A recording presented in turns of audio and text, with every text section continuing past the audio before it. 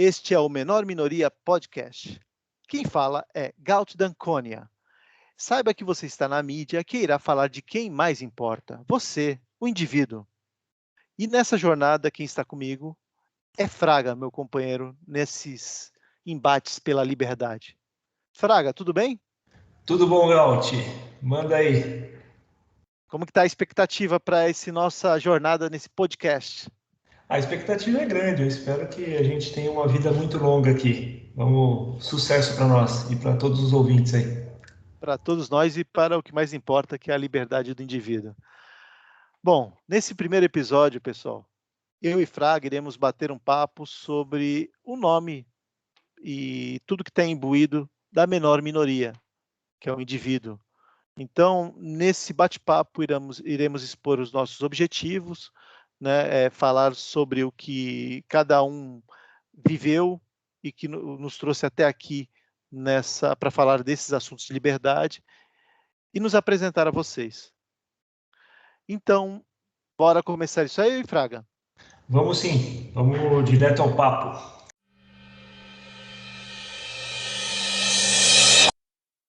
Fraga, por que falar do indivíduo? Gaut, a sociedade hoje em dia é muito focada em coletivismo, em tudo que o grupo deve fazer. E eu acredito que as mudanças na sociedade não são feitas pelos grupos, e sim pelos indivíduos.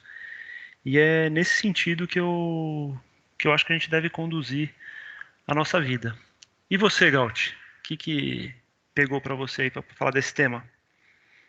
Então, Fraga, eu entendo que falar de individualidades é como falar da natureza humana, né?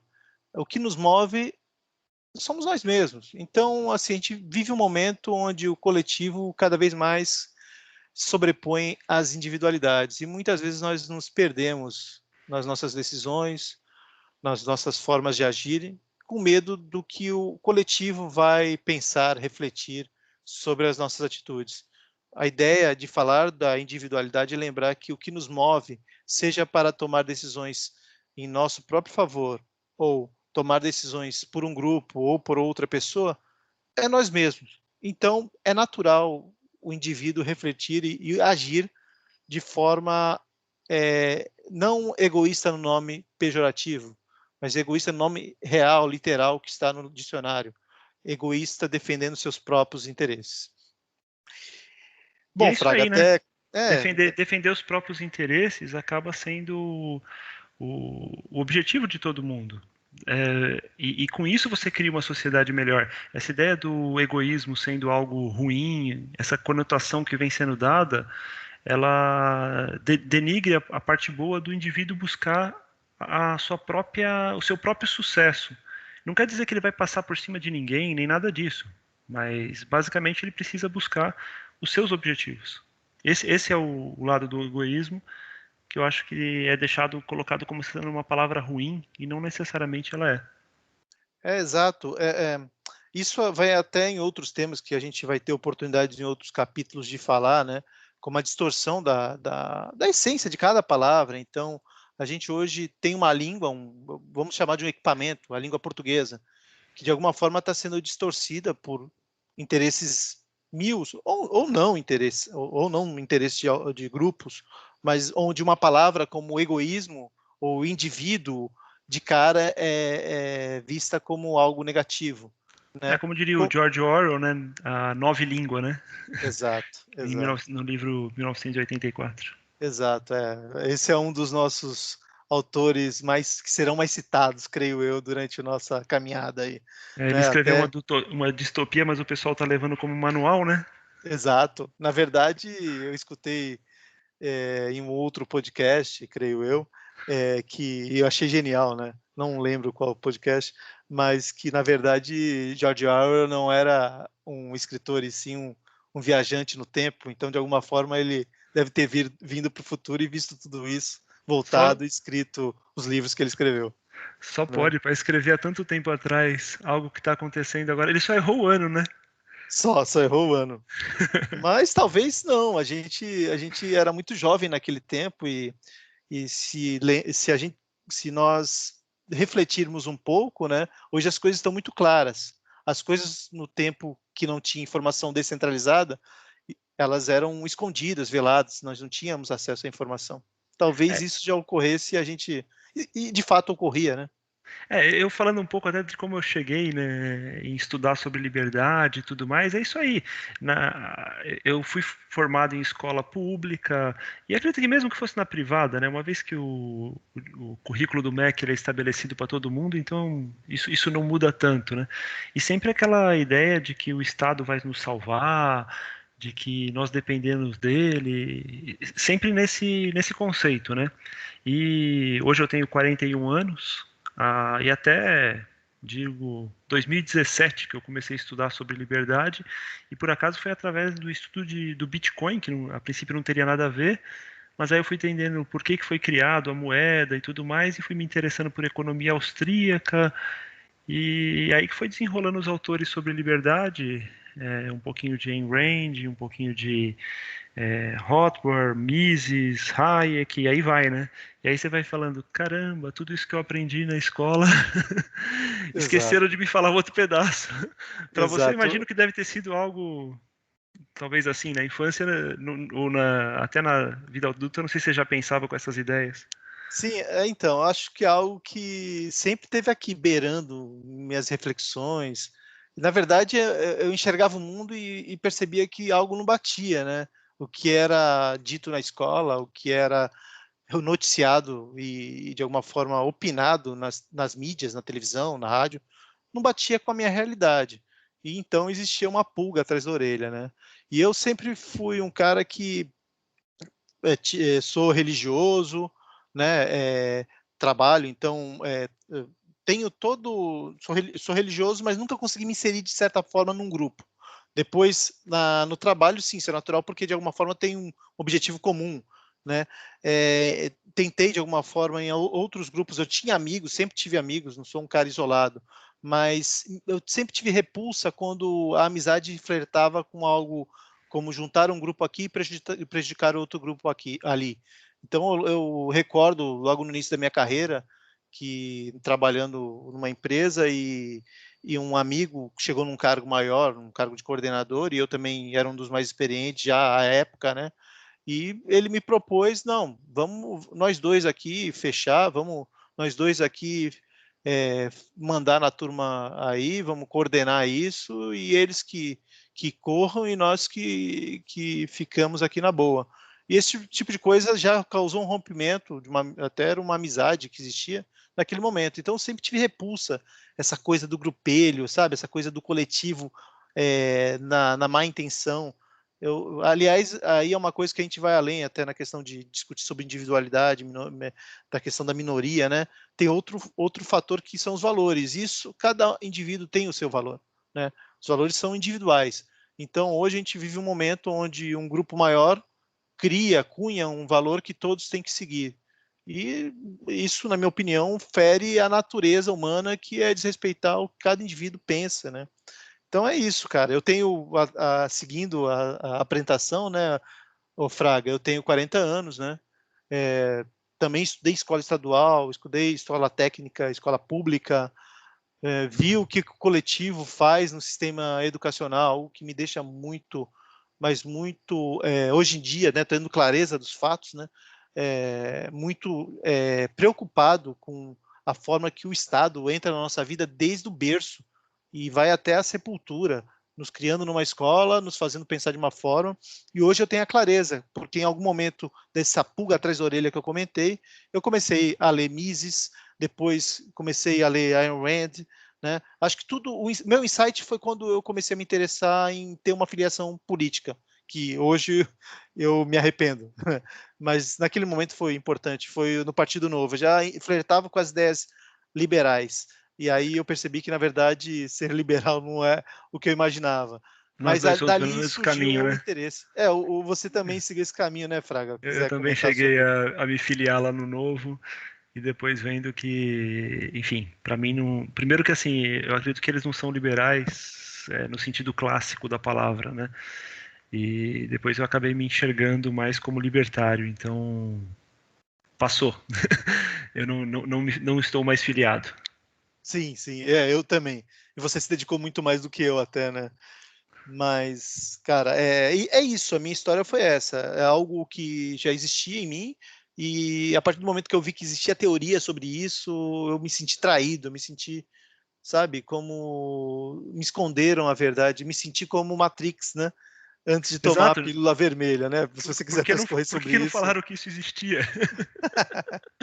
Não, é exatamente essa a sensação, né? Antes de estudar esses autores e entender o que é, existe uma sociedade possível com muito menos Estado ou até mesmo sem Estado, existe isso, e não é basicamente aquele 0 ou 1 que, se você não é a favor da democracia, você quer uma ditadura. Isso é uma falácia, não tem o menor cabimento. Existem outras formas de organização, né? E é isso que a gente vai discutir aqui, se esses ideias do pregar na cabeça das pessoas, não, se você não acredita em democracia, você é a favor de ditadura e você é um demônio, e, enfim, já começa um monte de adjetivos, justamente para as pessoas nem procurar outra solução. Exato. E o engraçado, né, Fraga, é que, embora todos defendam e louvem a ciência, seja ela social, seja ela ciências exatas, né, elas, de alguma forma, boa parte das pessoas que ganham destaque, elas cessam o debate, né, elas, de alguma forma, impedem que teorias novas, que ideias novas surjam em prol, desde que ela não seja a sua própria, né? Então, isso que a gente comentou em relação às ciências humanas, né? Essa questão de chegar ao mundo mais livre, é um exemplo disso. Mas tem diversos outros temas. Então, é algo que traz espanto, né, o Fraga? Sem dúvida, e eu acho que a ideia desse podcast é justamente trazer outras pessoas, não só nós dois, mas entrevistar outros colegas aí, que possam dizer sobre todas essas outras opções de arranjos de sociedade, né? Explicar também uma outra questão na sociedade que o pessoal não conhece, que é, em geral, né, não conhece, direito positivo e direito natural, aquela coisa de, eu escrevi aqui nesse papel que a gravidade não existe mais. Pronto, então agora as coisas não vão mais cair para o chão. É uma coisa maluca, né, esse direito positivo. Ele escreve e quer que a coisa se torne verdadeira, sendo que o mais natural é o direito que vem da própria sociedade, dos costumes. É isso que deveria valer. De certa forma, as pessoas não têm a mínima, nem a ter a mínima reflexão sobre o mundo sem interferência de um poder maior, do Estado, né? Não existe esse tipo de discussão na sociedade que traga esses insights para as pessoas. Então, é interessante existir canais de comunicação com mídias, né? Conteúdos midiáticos, como o nosso, que de alguma forma traz a sementinha, né? Para de repente ofertar a pílula vermelha a todos, né? Vamos ver o que a gente vai conseguir aí. E esse é o nosso objetivo, fazer o pessoal tomar a pílula vermelha que nós já tomamos e ainda estamos digerindo ela. E fazer isso em conjunto com todo mundo aqui, transformando devagarzinho a sociedade em um lugar melhor. Exato. Fraga, então, e dando sequência aí do nossa conversa sobre esse assunto, alguns livros me inspiraram durante essa caminhada, né? E o que mais me impactou, aliás, é o livro que mais me impactou até hoje, é A Revolta de Atlas, né? Então, justificando até o meu nome, esse nome que eu me apresento, Gaut Danconia, não é meu nome. Talvez quem nunca leu A Revolta de Atlas não faça a mínima ideia. Mas quem leu sabe que é o misto dos principais personagens desse romance, né, escrito por Ayn Rand. A bruxa Ayn Rand, como era apelidada, ela, digamos assim, também inspirou o nome deste podcast, né, porque ela tem uma frase muito importante, muito bacana, impactante, que ela diz: a menor minoria na Terra é o indivíduo. Aqueles que negam os direitos individuais não podem se dizer defensores das minorias. Então, dentro desse aspecto que Ayn Rand traz, e essa questão da minoria, né, que é algo que hoje em dia é tratado de forma universal como defender grupos e não, de fato, minorias, porque até para meu espanto, pesquisando sobre esse assunto na internet, eu vi uma entrevista de uma doutora especialista, sei lá, uma socióloga no Roda Viva, Jornal da Rádio Cultura, né, um programa conceituado da TV Cultura, Já onde foi ela mais fala... conceituado, né? Hoje em Exato, dia exato, menos. exato, mas era um baita de um programa bacana, até vi um livro contando as entrevistas desde 1960, 70, então, mas hoje realmente está patético, está patético. E nesse episódio que eu vi, a moça teve coragem de dizer que no Brasil existem maiorias minorizadas. Eu não sei o que ela quer dizer com isso. Talvez ela queira justificar a narrativa, né? Então, É a volta da nova língua lá do Orwell. Você começa sim, a inventar palavras e reduzir a língua para que daqui a pouco ninguém entende mais nada do que está sendo explicado. sim. E assim, não que eu entenda, eu creio que você também, né, Fraga? Não que nós estamos falando aqui que não existe um problema a ser tratado relacionado a raças, a opções sexuais, a religiões. Não, existem problemas. E é muito legítimo que as pessoas se associem de alguma forma, de forma livre, né?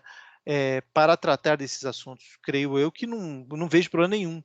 Agora, se apropriar desse tema para uso político, que é o que é feito hoje em dia, para sinalizar virtudes à sociedade e faturar em cima desse tema, isso é absurdo. Eu creio que todos nós temos que combater esse aspecto, né? Não sei a sua opinião sobre isso, Não, Fraga. é exatamente isso. Assim, por exemplo, racista existe? Existe. Agora, daí para você pregar que toda a sociedade é racista, que você tem uma dívida histórica ou algo do tipo, isso, vamos lá, devagar. Enfim, a gente vai entrar, acho que espero em algum episódio a fundo nesse assunto, né? Você estava falando do seu pseudônimo aí de Gaut, e o meu é Fraga, também da mesma forma que você, por ter se apaixonado aí pelo sistema de liberdade com a Range, né? E o meu, como eu comecei com Bitcoin, o meu homenageado é o Daniel Fraga, que é um grande herói aqui no Brasil, um cara que defendeu a liberdade, peitou o Estado, e é por isso minha homenagem a ele. Então, eu sou o Fraga. Ah, sim, é um mito, né? Esse cara é diferente, foi diferente, sei lá. Como o Satoshi são mitos, né? Esteja E, ele onde estiver, torcemos todos muito por ele. aliás, né, nós estamos aqui falando para um público que pode ser nichado e de alguma forma conhecer bem esses assuntos que estamos tratando, mas para quem não conhece o Fraga, Daniel Fraga, né, na verdade, foi um libertário, e a gente não sabe muito bem o paradeiro dele, até se você quiser detalhar mais, o Fraga, a respeito da sua inspiração, fique à vontade. Então, Daniel Fraga, ele tem um canal no YouTube até hoje, né? Ele não posta vídeos aí há pelo menos há uns 8 anos, mas o canal dele continua lá. E é possível ver ele, por exemplo, recomendando comprar Bitcoin a $10. Hoje, a gente está gravando esse podcast aqui no dia 16 de março de 2021. O Bitcoin bateu aí perto de 56, 57 mil dólares, né?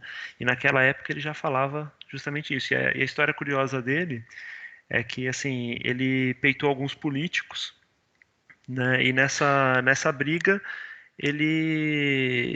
o Estado começou a perseguir ele e ia tomar tudo que ele tinha. Então o que ele fez? Ele converteu tudo que ele tinha em Bitcoin e mandou o Estado vir para cima, né? Quando o Estado veio para cima dele de forma resumida, desculpa, tentando tirar tudo que ele tinha, ele deixou lá, putz, eu não me lembro bem, mas algo como R$ 20 na conta. 20 não, acho que R$ 5 na conta, que era o mínimo que dava para deixar lá, para que o Estado procurasse, visse que tem dinheiro, gastasse com a solicitação e quando fosse descobrir tinha muito pouquinho para valer a pena. É, E aí ele desapareceu e até hoje o Estado não conseguiu tirar nada dele, apesar de ter sido condenado e tudo mais. E basicamente o crime dele foi denunciar malfeitos de políticos e de juízes. É, Basicamente esse foi o grande crime dele. eu lembro do vídeo dele falando com 2 policiais na casa dele, aquele vídeo é muito bom, né? Isso, recomendo a galera aí procurar Daniel Fraga, o cara realmente é Quem não conhece, vale a pena. É um mito que Sim, traz sim. inspiração, a coragem dele. Sim, sim, realmente é um cara diferente. Bom, e eu posso falar um pouco de Ayn Rand, né, já que eu citei também minha inspiração como escritora, né? Ayn Rand de origem russa, né, nasceu no início do século XX na Rússia, e como ela nasceu e viveu a juventude num período que estava sendo inserido a sanguinária, a mais terrível ditadura da história da humanidade, a ditadura soviética, né? Ela fugiu com a família, no primeiro momento para o leste europeu e no segundo momento foi para os Estados Unidos. Ela desde jovem tinha já a mesma pulguinha que eu tive, né? Claro que Ayn Rand é 1000 anos-luz mais preparada do que eu, claro, mas eu digo assim, ela de alguma forma desde cedo percebia que tinha algo errado no mundo e já começou a rascunhar alguns livros, enfim. E o primeiro livro que fez sucesso foi o Cântico, um romance curto, recomendo para quem quiser conhecer um pouquinho dela, um livro de 100 páginas, uma distopia, bem como a Revolta de Atlas, né? Então, ela é uma baita de uma escritora e, de alguma forma, em algum momento, vamos ter um capítulo para falar dela. E creio eu que o Daniel Fraga também mereça um capítulo mais à frente. Mas, enfim, são recomendações que Só um deixamos aqui. detalhe, a Rand morreu em 82, mas os vídeos dela você encontra também no YouTube. Tem vários vídeos de entrevista dela, que realmente legendados em português, inclusive, e é fantástico. Vale muito a pena também para conhecer de forma rápida e depois os livros, sem dúvida. O Revolta de Atlas acho que é o mais famoso deles. O chato é que ele tem que estar com coragem, né? São um pouco mais de 1000 páginas, né? Exato, ele é bem volumoso. Aliás, tem um único, né, volume único, que é esse grandão, e tem ele dividido, mas enfim, são 1000 páginas. Mas é impactante, eu Mas recomendo. também tem o filme no YouTube, você encontra, está disponível, ele acho que já não tem mais direito autoral, e você encontra as 3 partes do filme no YouTube. Também dá para Sim, conhecer a história por lá, e depois se apaixonar, aí vai pro livro. sim, sim. E tem outro livro dela que virou filme, que eu não li ainda, mas falam muito bem, que é A Nascente, né? Também é um livro grosso, um livro grande, mas muito bem dito, bem falado sobre ele, né? Mas é isso, são alguns recomendações que damos aqui a quem não conhece escritores ou ideias de liberdade. Mas tem diversos outros, a gente vai ter oportunidades aqui em vários capítulos para falar disso. Ô, Fraga, e em relação à justiça, você quer transcorrer alguma coisa? Eu sei que você lê, bem como eu, a gente já entende o quanto é nocivo o sistema jurídico, né? Você deu uma inserida aí falando da justiça positivada, né? E qual o oposto à justiça positivada que vivemos hoje em dia? Então, seria o direito natural, né? Tem alguns países que têm uma legislação mais voltada para os costumes e, na verdade, assim, se você for para o interior, por exemplo, uma cidade do interior, as pessoas não sabem qual que é a lei, em geral, né? Elas não sabem qual que é a lei específica que proíbe alguém de fazer alguma coisa e tal. Mas o cara sabe que ele não pode entrar na casa dos outros, ele sabe. Basicamente, eles se comportam já de uma forma natural porque aquilo é o costume. Independente de alguém escrever aquilo num papel ou não, a maioria das regras elas surgem do próprio convívio das pessoas. O que acontece é que aí vem os políticos e decidem escrever maluquices em papéis, né? Por exemplo, a gente tinha falado do Partido Novo, né? Eu lembro que na época tinha um deputado do Partido Novo que ele acabou até entrando para a política por conta de umas leis absurdas que os caras fizeram, que ele tinha uma fábrica no interior de São Paulo e ele precisava entregar um produto no Rio de Janeiro. E aí, quando o caminhão dele passou pela cidade de São Paulo, eles tinham mudado a regra da cidade de São Paulo e o caminhão tinha que cumprir uma porção de coisas que ele não estava cumprindo. Então, assim, olha que maluquice. Basicamente, se você vai pegar um produto do interior de São Paulo e entregar no Rio de Janeiro, teoricamente você tem que conhecer a legislação de todos os municípios pelo qual o seu caminhão for passar. Porque se tiver algum maluco lá que escreveu que o seu caminhão tinha que ser pintado de verde, que tinha que ter uma placa, no caso dele tinha uma placa num dos produtos que tinha que ser diferente do que ele estava para passar a carga pela cidade. É uma maluquice. E isso não faz o menor sentido. Né? E eu acho que é sobre isso que a gente vai falar também aqui, direito positivo, direito natural. Correto, É, Bate? é um tema que vai ser bem explorado, com certeza, né, Fraga? É outro aspecto que vale também ressaltar é que todos nós somos submetidos ao Estado sem, de alguma forma, ter consentido isso. Então, todos temos que cumprir a tal Constituição, né, que é o tal do contrato social, que Isso. alguns Eu não sociólogos... assinei o contrato. Você já assinou esse Exato, contrato social? exato, exato. Eu nunca assinei, Alguns por que dizem que que eu se tenho que você cumprir? pediu o CPF, você assinou. É essa a justificativa dos estatistas?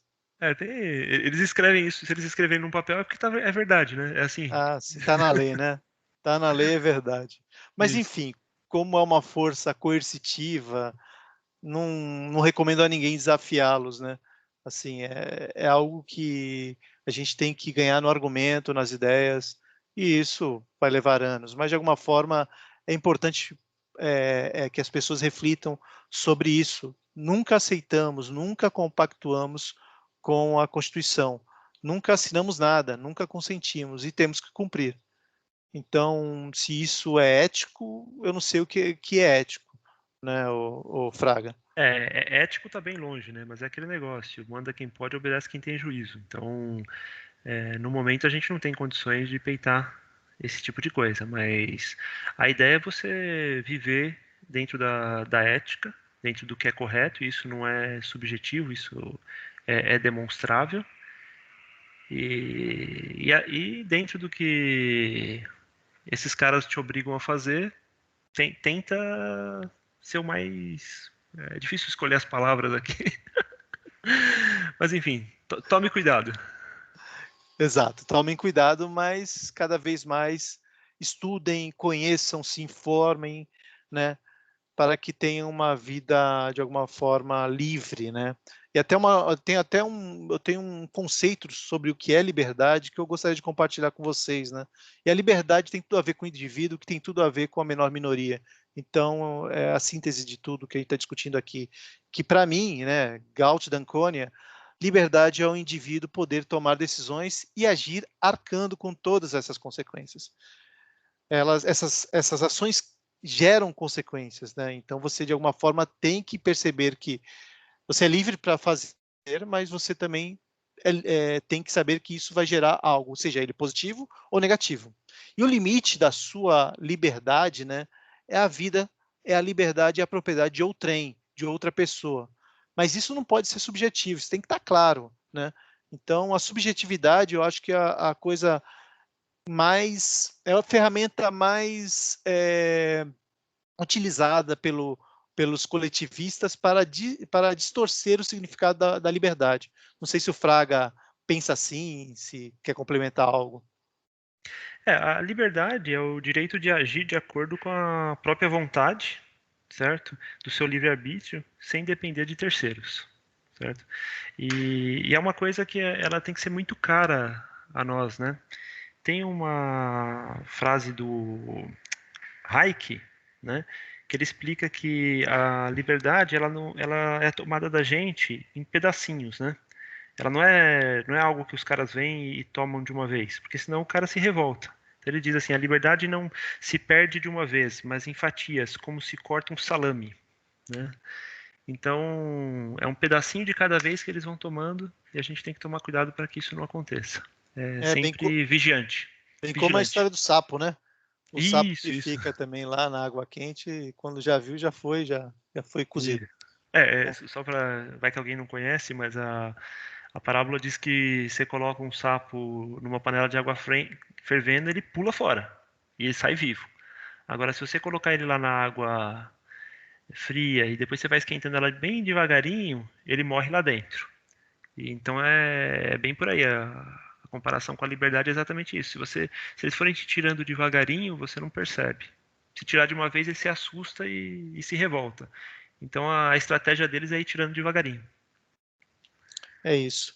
E para mim, em resumo disso tudo que a gente está discutindo, é que a minha intenção nesse projeto, em conjunto com o Fraga, né, é esclarecer, é informar, é discutir sobre a importância das nossas liberdades individuais, né? Então, que as pessoas cada vez mais tenham consciência disso, embora as forças sejam todas contrárias a esse aspecto, mas isso me preocupa muito, acho que preocupa cada vez mais as pessoas que tomaram a pílula vermelha, né? Então, esse é mais uma mídia nesse sentido, bem como outras que já existem aí no YouTube, nos podcasts da vida, enfim. E você, Fraga, alguma consideração final para a gente concluir esse nosso primeiro episódio? Que venham os nossos entrevistados aí, que a gente tem um bate-papo divertido. Aceitamos sugestões aí, se alguém quiser mandar nos comentários, onde tiver aí possibilidade de dar sugestão para a gente, estamos de braços e ouvidos aqui prontos para escutar. Muito bem, bem lembrado.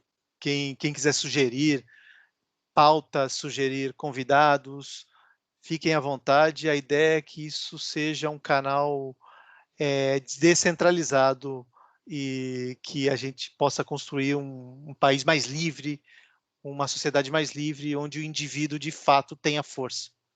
Então é isso, gente. Muito obrigado por ter escutado esse primeiro episódio e virão outros. E creio eu que eu e Fraga traremos um conteúdo muito qualificado para todos. Abraço, gente. Abraço. Valeu, tchau, tchau. Tchau, tchau.